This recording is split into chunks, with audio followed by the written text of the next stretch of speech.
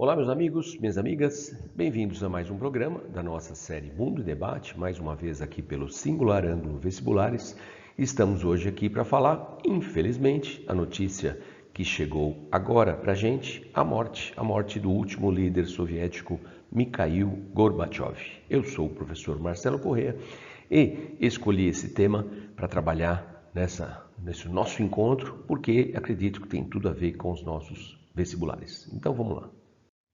Bom, como sempre, eu destaco alguma notícia, notícia que chamou a atenção para a escolha do tema, e está aqui, ó, uma dica, inclusive, desse portal de notícias, A Referência. Procurem, areferencia.com.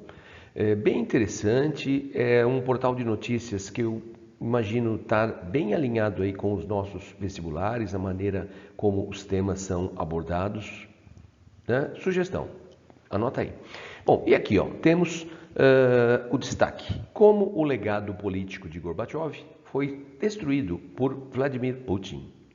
Artigo relata ações recentes de Moscou que derrubam os avanços conquistados pelo ex-presidente soviético, que morreu aos 91 anos. Matéria agora ó, do dia 31 de agosto de 2022.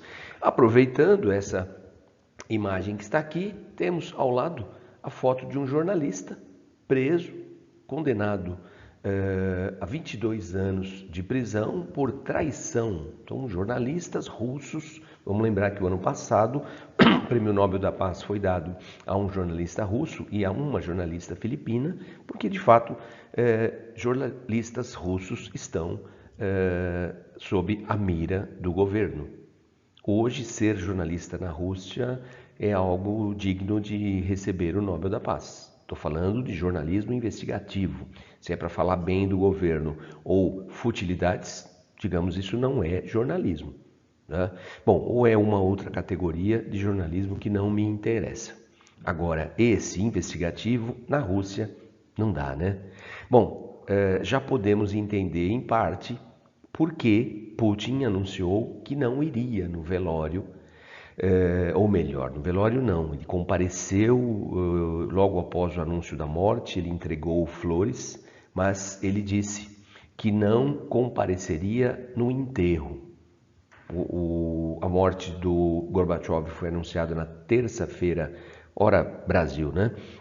Brasília, terça-feira à noite, por volta de 10, 11 da noite, e já na quarta-feira veio o anúncio de que ele havia dito que não iria ao funeral, por não ter espaço na agenda. Bom, a gente fala um pouquinho mais desse comportamento do Putin logo logo. Vamos ver aqui as principais lideranças da União Soviética. Então, começando por Lenin, o próprio líder da Revolução Bolchevique, em 1917, o responsável por transformar a Rússia em União Soviética, mas que morreu em 1924. Então, na sequência, temos Stalin. Stalin tem, óbvio, o mérito do enfrentamento às tropas nazistas na Segunda Guerra e governou até 1953. Com a morte de Stalin, vem Nikita Khrushchev. Khrushchev governou até 64. Khrushchev foi protagonista de um dos momentos mais tensos do mundo bipolar, do mundo pós-Segunda Guerra, a chamada crise dos mísseis. Bom, Khrushchev foi deposto em 64. Embora o cargo vitalício, ele foi deposto. Bom, na sequência vem Leonid Brezhnev, que governou até 82, e quando Brezhnev morreu em 82, ele tinha mais de 80 anos. Na sequência vem Yuri Andropov. Andropov assume em 82 e morre em 84, também com mais de 80 anos. Na sequência vem Chernenko, que assume em 84 e virou o ano, já morreu, também com mais de 80 anos. E esse é um momento de extrema importância. Por quê? Porque a cúpula do partido era formada basicamente com bolcheviques. Isso mesmo, a velha guarda bolchevique. Aqueles que de uma maneira ou outra, participaram até mesmo da Revolução em 1917, eram jovens na Revolução de 17. Basta fazer as contas aí da idade deles, todos eles com mais de 80 anos, portanto, presenciaram a Revolução, o anúncio da chegada dos bolcheviques ao poder e etc. Resumindo, muito difícil mudar uma vírgula no pensamento desses antigos líderes. E aí a surpresa veio em 85, quando o Partido Comunista anunciava Mikhail Gorbachev como o novo líder soviético. Gorbachev tinha 56 anos, né? É muito jovem. Russos, quando morrem abaixo dos 80, vamos iniciar aí uma investigação que se passou, né? Imaginávamos na época que Gorbachev ficaria tranquilamente 20 anos no poder ou mais, tá? Bom, não foi bem o que aconteceu. Em outubro de 91, né, o país já estava praticamente desmantelado. A União das Repúblicas Socialistas Soviéticas, eram 15 repúblicas, e elas já tinham na prática, em outubro de 91, todas elas já haviam declarado suas independências. A renúncia se deu em dezembro do mesmo ano, 91, né? Então podemos dizer que oficialmente a União Soviética deixava de existir. Renunciou no Natal de 91, uma transmissão aí praticamente ao vivo para o mundo todo, e tínhamos ali a certeza, acabou a União Soviética. Um novo mundo começava, embora na prática, como eu disse, ele já não governava. Mas tem outros pontos importantes que a gente tem que detalhar um pouquinho mais. Ao assumir o comando da União Soviética em 85, Gorbachev ele teve a sensatez de mostrar para o povo soviético que o país estava quebrado. Que os últimos líderes estavam distorcendo completamente os números, mas que existia sim um caminho, existia uma possibilidade para reerguer a União Soviética, para que ela fosse digna do termo superpotência, que era o termo que utilizávamos para exclusivamente Estados Unidos e União Soviética. E assim ele lançou duas medidas, conhecidas como Glasnost e Perestroika. Glasnost significando transparência, isso na prática seria avanços democráticos, ele falava até mesmo em eleições diretas, em liberdade de imprensa, né, liberdade para a população se manifestar, o que, né, vamos ser sinceros, hoje isso não existe. Com toda sinceridade, na Rússia atual não existe. O número de jornalistas presos, envenenados, né, ou que cometem suicídio e os mais estranhos meios é algo corriqueiro. Essas notícias são recorrentes. Tá? Bom, a perestroika, que seria a reestruturação, tradução da palavra, lembrando Glasnost, transparência, no sentido da democracia, um governo transparente. E perestroika, reestruturação da economia, ou seja, volta da propriedade privada, até mesmo propriedade privada estrangeira, investimentos estrangeiros. Ele achava que assim, e com o apoio popular, né, poderia reconstruir o país. Um livro interessante, publicado por ele mesmo, Mikhail Gorbachev, Perestroika. Ele usou o termo perestroika, imagino eu, porque foi um termo que ganhou muito mais visibilidade.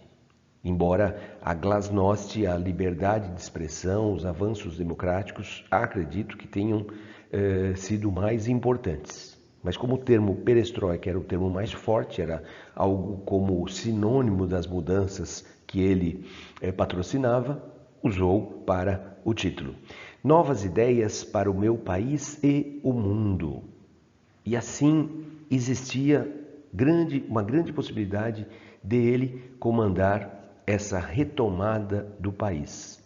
Claro, isso não foi possível por muita pressão interna, uma pressão que vinha de remanescentes da ala bolchevique do partido, a velha guarda, ou até mesmo os fósseis do partido bolchevique. Né? Também, por outro lado, políticos da mesma geração do Gorbachev, políticos que queriam reformas imediatas, e ele não aceitava esse caminho rápido.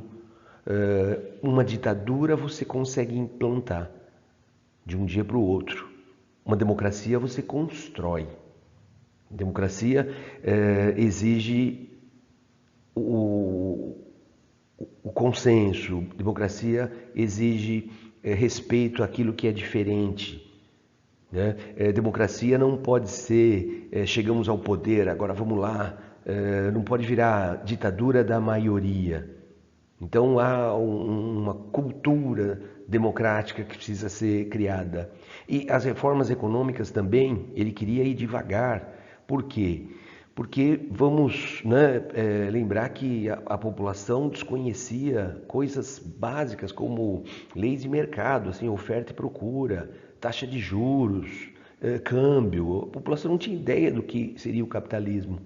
Então seria até uma crueldade colocar a população soviética dentro dessa lógica capitalista. Ocorreria certamente um empobrecimento em massa, uma concentração maciça por parte daqueles poucos que conheciam a lógica capitalista.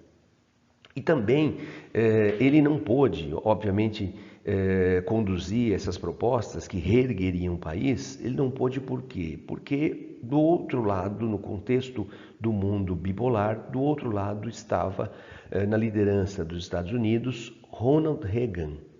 Ronald Reagan, que fez uma parceria muito intensa com a Dama de Ferro, ou Margaret Thatcher, que liderava o Reino Unido nos anos 80, e também existiu por parte destes uma pressão muito grande sobre o Gorbachev. Temos aqui uma foto do Gorbachev ao lado do ex-presidente norte-americano Ronald Reagan e, como eu disse, uma pressão muito grande vinda da Casa Branca quando do anúncio de um grande programa que se daria a partir da fusão dos programas bélico e espaciais. Então, a fusão desses programas daria aos Estados Unidos uma condição única. Vamos imaginar a Guerra Fria como um verdadeiro duelo. Só que os americanos estavam anunciando que em breve teriam um escudo formado pela fusão desses dois programas, como eu citei. Obviamente é o anúncio da vitória. O mundo olhou para Gorbachev e esperou um anúncio semelhante. E Gorbachev, óbvio, voltado para questões internas, estava ele preocupado com a eficácia da perestroika e da glasnost. Então houve ali um vazio no sentido geopolítico. O Gorbachev, se não fosse a sua sensatez, o seu equilíbrio, ele poderia ter radicalizado o clima de tensão, já que foram décadas de Guerra Fria, décadas de expectativa de que a qualquer momento uma nova guerra mundial iria se iniciar e teríamos o uso em massa de armamento nuclear. Ele não fez isso, ele não radicalizou, o contrário. Em 87, Gorbachev assinou com Ronald Reagan um tratado conhecido como INF. Esse tratado ele pôs fim aos mísseis de alcance intermediário. Esses mísseis de alcance intermediário, eles figuravam como o maior horror da época. Por quê? Porque seria possível imaginar uma verdadeira chuva de bombas atômicas na Europa. Mísseis de alcance intermediário são mísseis que praticamente não há como deter. Ou seja, o míssil já está em seu espaço aéreo. O estrago já está feito. Então ele assinou esse tratado. Tratado que impôs a destruição desses mísseis. E que agora, no final do governo Trump, o tratado não foi ratificado, porque foi previsto ali em 87 uma ratificação do tratado de 5 em 5 anos. E essa ratificação não aconteceu. O Trump disse: não vou ratificar, vamos construir novamente esse tipo de míssil, porque a Rússia voltou a construí-lo. O Putin disse: então eu também não ratifico. Nós não temos mais esses mísseis, mas vamos tê-los. Quer dizer, nós estamos numa situação hoje pior, no sentido de uma expectativa de guerra e o uso mesmo desse tipo de míssil. Nós estamos hoje numa situação pior do que estávamos antes da assinatura desse tratado. Mas claro, Gorbachev, ao não radicalizar, não dar início a uma guerra, ou não permitir que essa situação caminhasse nessa direção, ele colocou a própria existência da União Soviética em risco, né?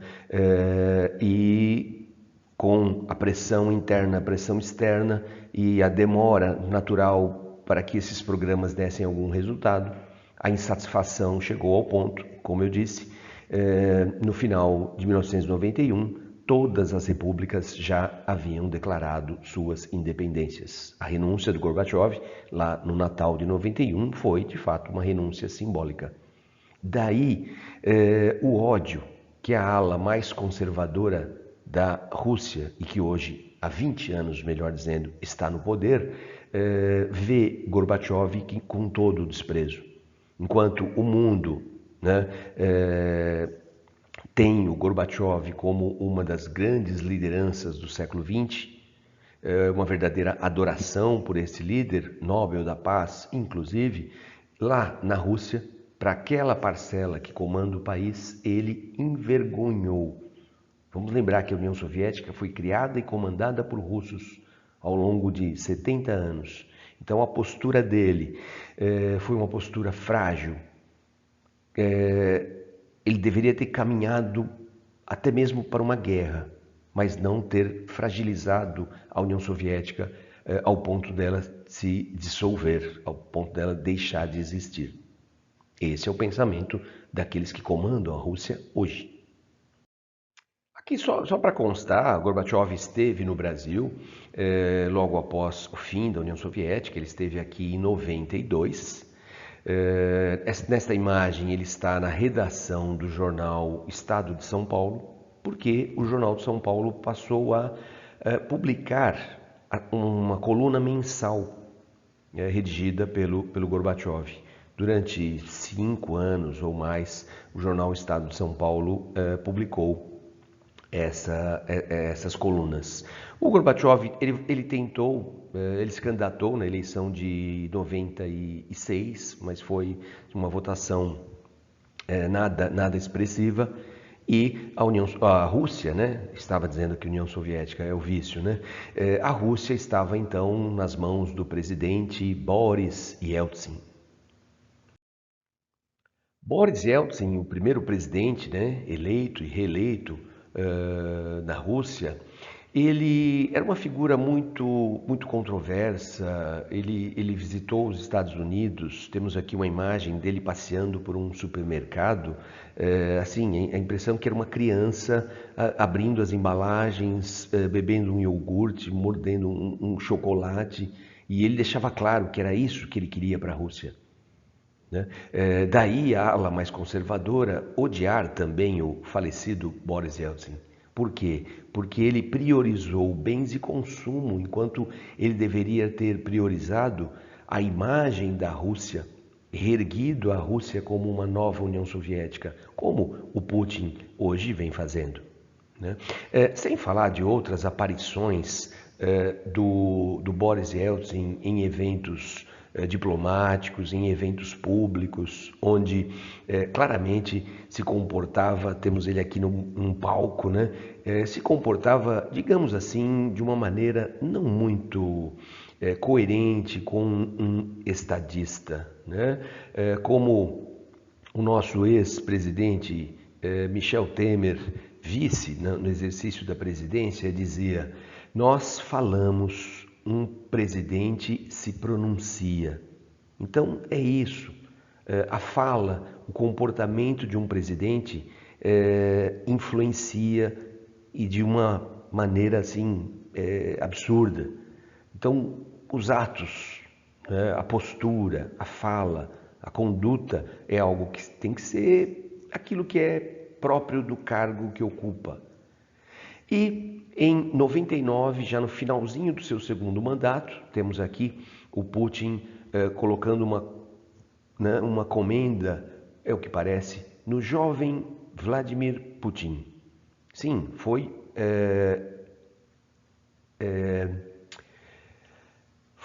Boris Yeltsin, perdão, foi Boris Yeltsin que nomeou o jovem Putin, ex-agente da KGB, ex-agente da inteligência soviética, que ocupou um cargo em Dresden, antiga Alemanha Oriental, e Boris Yeltsin o nomeou primeiro-ministro, porque é assim que funciona na Rússia, o presidente é eleito e ele nomeia um primeiro-ministro. E nós não conhecíamos Putin, pelo menos o mundo, o Ocidente não conhecia Putin, mas se foi nomeado pelo Boris Yeltsin, imaginávamos iria seguir numa mesma linha. E não foi bem isso, obviamente, que aconteceu. Putin vem literalmente reerguendo o seu país nos moldes da antiga União Soviética. Por isso mesmo que falamos hoje em Guerra Fria 2.0 ou simplesmente Nova Guerra Fria. No dia seguinte ao anúncio da morte do Gorbachev, os jornais trouxeram essa matéria aqui, ó. Putin diz que Gorbachev teve aspas, grande impacto na história do mundo. Bom, cabe aqui uma interrogação. Qual é esse grande impacto? Não é? Presidente russo enviou condolências à família do ex-líder da União Soviética no primeiro pronunciamento após a morte de Gorbachev, que era crítico do atual líder. Sim, não foram muitas as manifestações, mas Gorbachev chegou a se manifestar, chegou a opinar sobre a política nacional, a política russa, e era um dos críticos com relação, por exemplo, à ocupação da Ucrânia. E quando ele diz Gorbachev teve um grande impacto, não dá para saber exatamente o que foi isso. A declaração do Putin, abre aspas, Gorbachev é um político e um estadista que teve um grande impacto na evolução da história do mundo. Guiou o nosso país em um período de mudanças complexas e dramáticas e de grandes desafios de política externa, econômicos e sociais, afirmou Putin em um telegrama de condolências publicado pelo Kremlin. Quer dizer, é um telegrama pro forma, é um telegrama que você pode colocar o nome de qualquer líder, né? Fora esses detalhes, guiou o nosso país num período de mudanças, mas se falar conduzir o mundo num período, é a mesma coisa. Tá? Literalmente, esse telegrama aqui enviado aos familiares é só para constar. Eu estou falando alguma coisa. Mas aqui a gente pode ter tirar daqui aquela situação onde na política americana, principalmente, se fala do chamado apito para cachorro. O que é isso? É uma espécie de um código. É algo que eu falo para aqueles que não estão voltados para o tema, acham até bonita a minha declaração, aquilo que eu acabei de falar, mas no fundo os seus apoiadores estão recebendo aí aquele aviso que a maioria não entende, daí apito para cachorro. A maioria não ouve, mas os seguidores vão ouvir. E foi exatamente isso que saiu no dia seguinte, no dia 31, a notícia que foi aventada no dia seguinte. Bom, qual a notícia do dia seguinte? A notícia de que o Putin não iria comparecer ao enterro. O enterro que se deu no sábado. Então, ele morreu na hora local, hora Moscou, ele morreu, já era quarta-feira. O enterro, então, no sábado. O Putin enviou flores, esteve presente ao lado do corpo, mas não num evento público. E o velório de Gorbachev, como temos nessa matéria aqui, já do sábado, velório de Gorbachev não tem honrarias para chefe de Estado e Putin não comparece.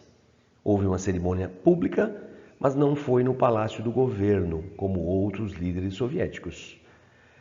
Líderes ocidentais não compareceram. Obviamente o clima de guerra, o clima de tensão, né, envolvendo Rússia e Ucrânia, fez com que as principais lideranças não comparecessem ao velório. Com certeza isso seria bem diferente se não tivesse hoje a Rússia em guerra.